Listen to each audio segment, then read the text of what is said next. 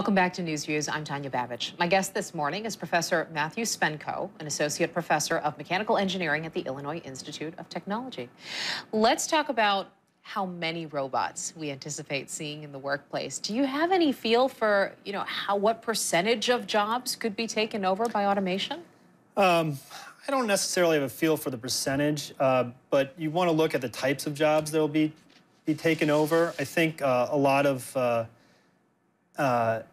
the experts who look at this topic try to, or have identified that jobs that sort of have a lack of creativity, if you don't need the sort of creative skills, things that humans are really, really good at, then that may not be, that may be a job that robots can be poised to take over. Well, there's a long-held fear among blue-collar workers specifically that, their jobs are being taken over and they're going to be left to unemployment. Is that the case, or is there an alternative for them if automation does take their job?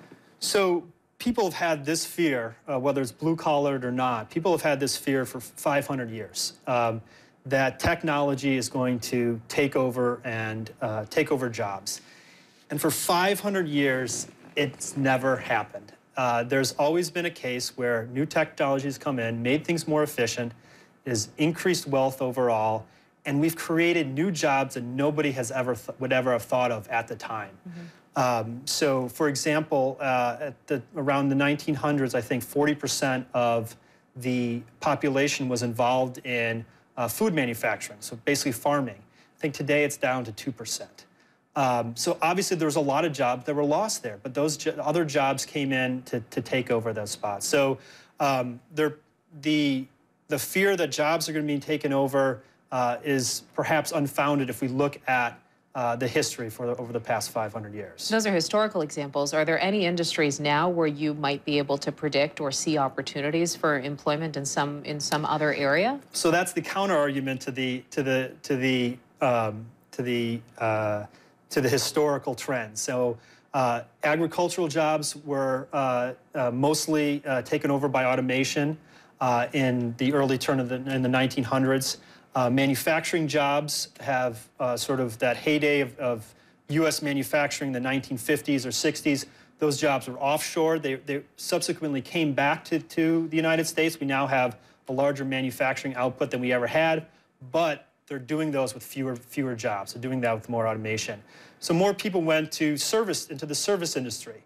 So one of the arguments is that, well, if we've already automated agriculture and we've already automated industry, what happens when we automate service? Are there other jobs that are going to I end up on the phone for a very long time and very angry. Exactly, exactly. Those are the type of service jobs. And sometimes there's jobs where it's just nice to talk to a person. And then, well, on the subject of this, wanting to talk face-to-face to a person, do you foresee robots becoming more human-like? Are we going to see humanoids botting around in the world? Kind of like that security guard that you talked about. Yes, so I think you will. There are definitely people who work in this area of research. I don't work in this human-robot interaction research area, but there are people who do this and can show by giving robots facial expressions and things like that, where people can form a bond with the robot. Do you think we've even scratched the surface of what robots can do?